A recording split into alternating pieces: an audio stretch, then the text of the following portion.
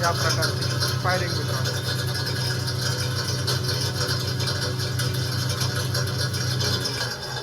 Second round नंतर आपण आता बघूया की मशीनचा एवढा लोड दिल्यानंतर सुद्धा काय करायचं, दरवाजा थोडासा उघडायचा परत बंद करायचा. ओके, म्हणजे त्याच्यातला जो एअर असतो ना तो थोडासा हे कंप्रेस होऊन जातो. बस बस बस बस बस कडी उघडा, थोडासा उघडा आणि नॉर्मल बंद करा परत.